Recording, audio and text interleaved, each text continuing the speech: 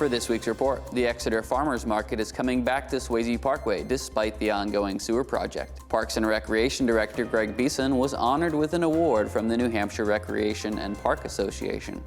Exeter Community Power launches in May. The Alewife Festival returns on May 13th to usher in the river herring. And the 2023 Great Bay Food Truck Festival brings food, live music, and more to Stratham Hill Park. For Exeter TV, I'm Bob Glowacki, and this is the Exeter Biweekly Report. Let's get started.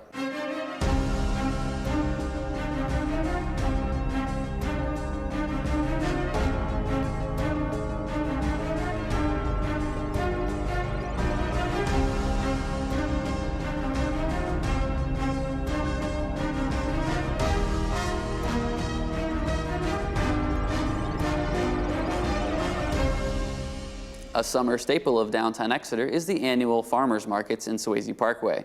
With May around the corner, we spoke to market coordinator Ian Lupica to learn more about plans for this year's market. Summer is right around the corner, and the Exeter Farmers Market is ready. The first farmers market of the summer season will be on Thursday, May 11th. Despite active construction in Swayze Parkway, the market will be held in its usual location.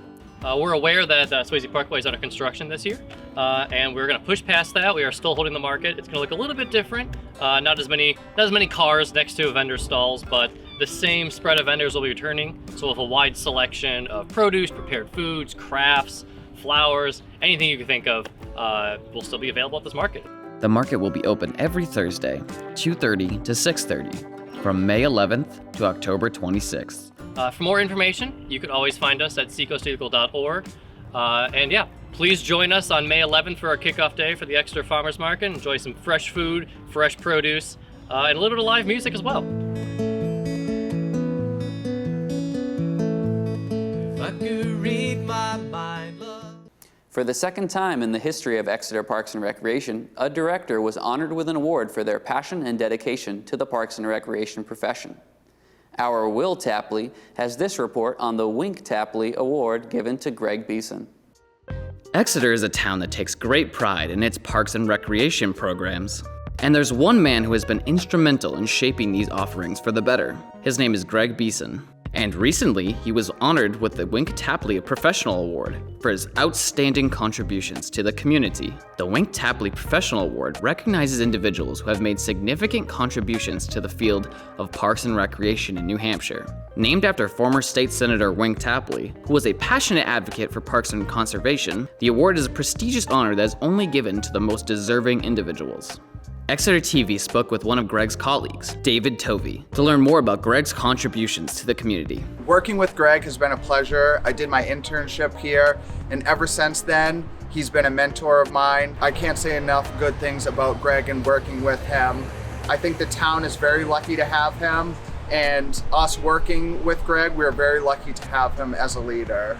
So I'd like to congratulate Greg once again on this prestigious award. It is very well deserved, and it is great working with him.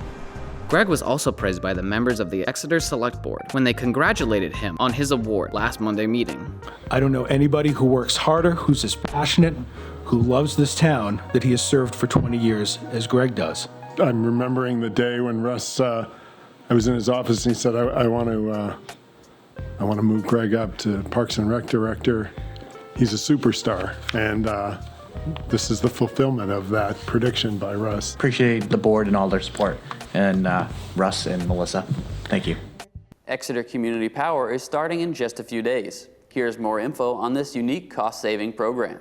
Community Power is launching this May, bringing greater choices over energy options and lowering costs for many residences and businesses. Residents should double-check their May electric bills and look at the supply portion to verify if Exeter Community Power is now their supplier. Some individuals who have purchased power from third-party suppliers in the past may not have been rolled over into the Community Power program. If they don't see Exeter Community Power, residents are encouraged to visit communitypowernh.gov/Exeter to see if one of the Community Power offerings is a better choice. Exeter Community Power is offering 4 different options, starting off with Granite Basic, made up of 23.4% renewable energy for 15.8 cents per kilowatt hour, up to their Clean 100 option, made up of 100% renewables for only 19.1 cents per kilowatt hour. All four plans are lower than the Unitil default power supply, priced at 25.925 cents per kilowatt hour.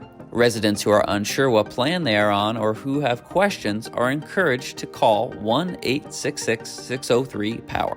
If you missed the late April deadline to opt up or opt out, don't fret. Ratepayers can opt out or up at any time by going to communitypowernh.gov/Exeter or by calling the hotline. The 2023 Alewife Festival is returning to Exeter in 2 weeks and will hopefully feature its namesake river herring swimming up the Exeter River.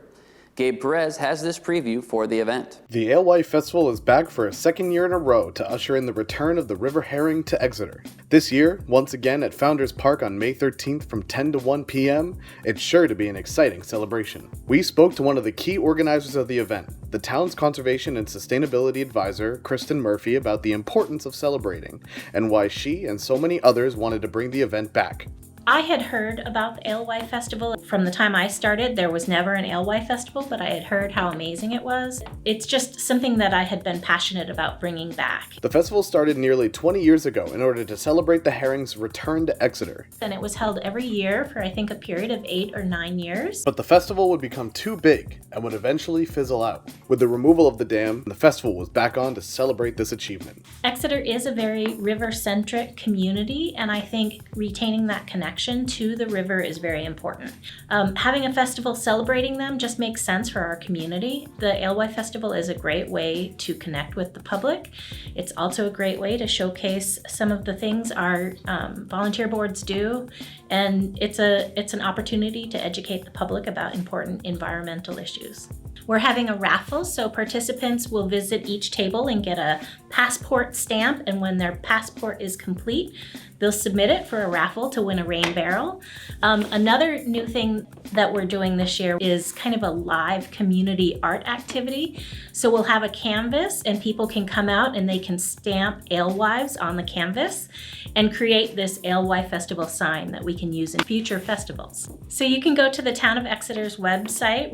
We have a web page dedicated to the Alewife Festival, and it has the location information, the timing, some of the participants, and a general schedule of events and activities that we'll have during the festival. You can learn more about the story of the Great Dam's removal on Exeter TV's YouTube page under the award-winning documentary, What We Have in Its Place. The Exeter Area Chamber of Commerce and Stratham Parks and Recreation are hosting the 2023 Great Bay Food Truck Festival in nearby Stratham Hill Park.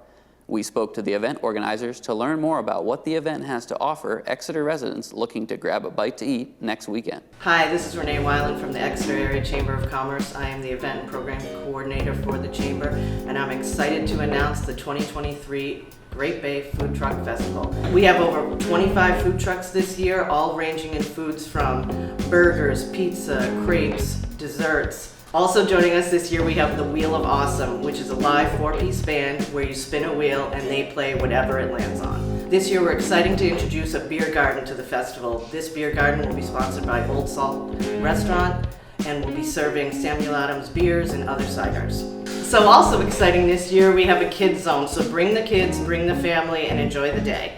It's happening this year on May 6th from 12 to 4. VIP starts from 12 to 1.